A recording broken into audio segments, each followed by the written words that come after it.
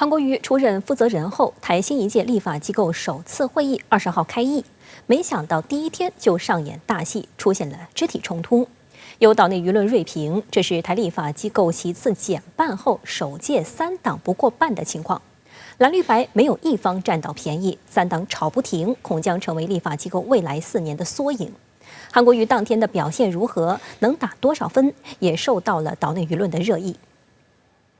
新一届台立法机构20号召开首次会议，邀请台行政机构负责人陈建仁做施政报告，并接受总质询。不料立法机构还没正式开议，在野的蓝白2大党团就暗自掐起来，导致原本要用于核工绿营的食品安全议题破局。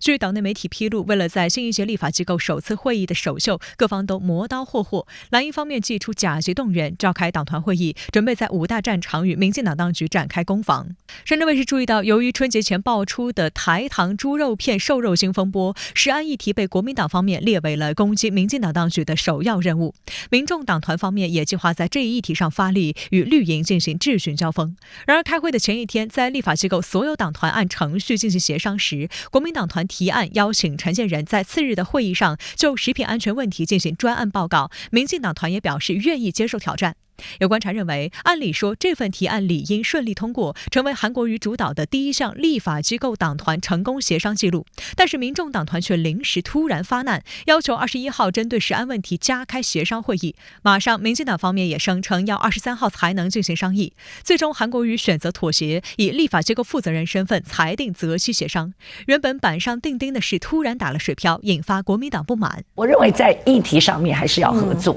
但是如果今天你只想当老大，你只想冲你自己的声量，你只想说我才能主导这整个议题，其实我们大家合作起来就会非常痛苦。所以你可以看到，没有这个食安报告，我个人认为民众党要负大部分的责任。实际上，党内舆论在选后就已经指出，虽然民众党只掌握了8个席位，只有其他2党的约15%，但由于蓝绿席位数十分接近，反而让民众党获得了关键少数的优势。换句话说，民众党支持谁，谁的法案就会过关，反之亦然。对于这次民众党方面突然发难，台湾地区前民代郭正亮就警告说，民众党未来的角色应以监督为主，因为想要有声量，就必须和国民党分进合击。但如果未来民众党都像这次一样，蓝白共同监督民进党当局的难度恐怕是100倍。我觉得民众党其实他想给自己一个定位，就是他能够左右整个政治的一个主导性，也就是被媒体戏称的8席当80席用，蓝绿不过半让他中间，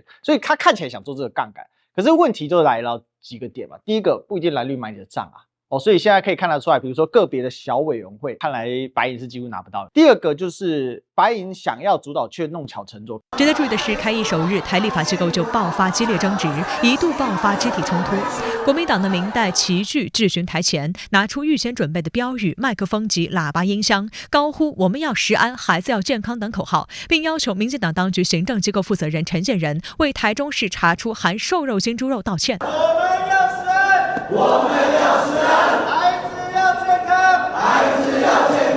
国民党籍民代罗志强还当场呛声，称高雄查出辣椒粉含致癌物苏丹红，要求民进党籍高雄市长陈其迈也来立法机构说明。不料受陈其迈一路照顾提拔的民进党籍民代黄杰突然大抓狂，跳起来冲上前就要抢罗志强麦克风。国民党籍民代徐巧芯见状，一个箭步挡在中间，当场制止黄杰的动作，场面混乱。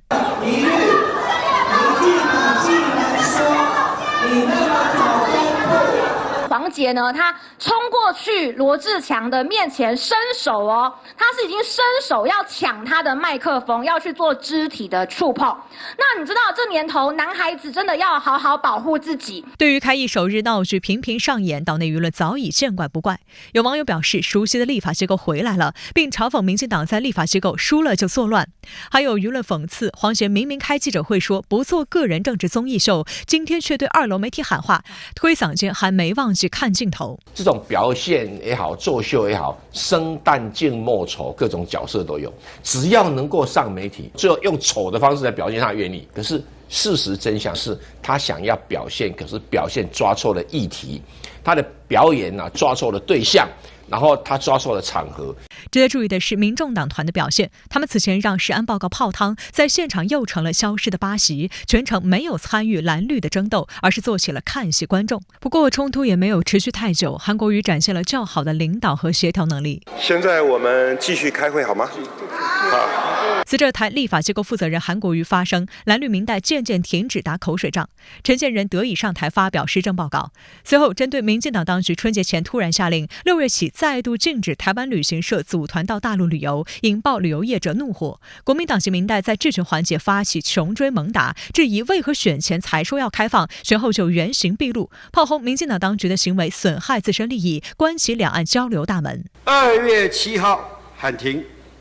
是您的意思，还是赖清德的意思？告诉我就好。如果我们居然是拿自己的旅游业者来开刀，是谁的指示？台湾联合报21号的评论指，台新一届立法机构在一片喧哗声中登场，对于老百姓关心的问题，蓝营故弄玄虚，绿营上演拖字诀，民众党趁乱突袭，在3党不过半的情况下，一点都不奇怪。而对于蓝绿白3大党团不是正在吵架，就是在吵架的路上，立法机构开议首日的乱象，恐怕是未来4年岛内政坛的缩影。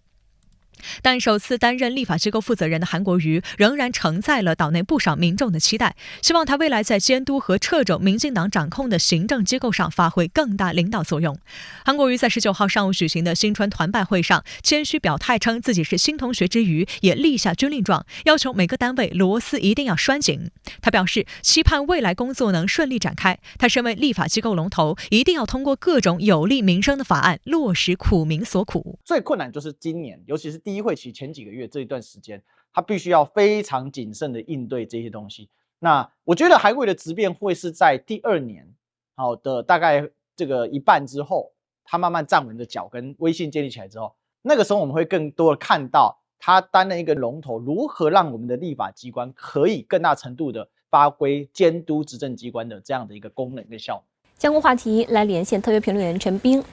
陈先生您好。台湾立法机构昨天首日开会，场内充满党派杯葛，甚至爆发激烈的争执。那您觉得这种打烂仗要打多久呢？主持人好，昨天呢是台湾立法机构的首次会议，但纯粹成了打烂仗。你用打烂仗这个词形容呢，我觉得形象极了，也非常准确。世界上呢各种类型的立法机构都是争争吵吵，但是像台湾立法机构的这种混乱无序和骂大街的做派是比较少见的，双方大吵大闹，甚至呢险些动手打架。看这份光景呢，不知道台湾选民是怎么想的。我想呢，多数人可能会说，这帮人怎么这么没教养，怎么就不能好好的说话呢？台湾立法机构呢出现这种打烂仗，大概有3个原因。一，这是这个新当选的民意代表的首次会议，新老代表呢都有抢镜头、博眼球的冲动，要让选民呢首先认识自己、记住自己，以便呢在下次选举中给自己投票。那些急于出头的人，不管是用吵闹还是抢话筒，都是出于私利，都是呢让选民先认识自己。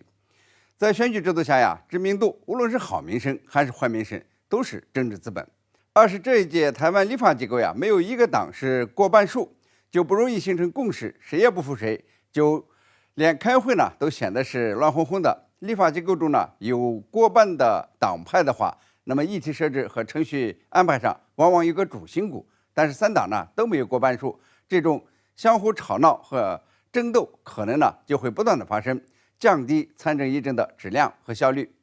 3是刚结束的台湾地区领导人选举本来就很混乱，立法机构的选举呢也是如此，这种做派啊现在得以延续。要是说的更深入一些，在网络时代，选举制度更多的沦为部落政治、网红政治，为博眼球而不务正业，就变成了一种普遍的现象。当然呢，等到这次初次会议过后，当民意代表的这个热烧饼时期过去以后啊，台湾立法机构呢可能会稍好一些，但是呢，要形成这个立法共识还是很难的。立法机构的负责人韩国瑜呢是面临着巨大的挑战。台湾媒体把台立法机构首次会议形容为蓝绿火气大，首日即开战，但也有人说唯一的亮点是蓝白阵营出现合作迹象。那您认为还有蓝白合吗？蓝白合呀，现在可能是个敏感词。在台湾地区选举中呢，蓝白合基本上是贯穿了全年，但是呢以破局告终，最终呢把眼看到手的执政权拱手送给台独民进党。从蓝白内斗的往事看呢，在立法机构要形成新的蓝白合是不太容易的。选举之下呀，政客们看到的是权力和利益，往往呢是没有大局观的。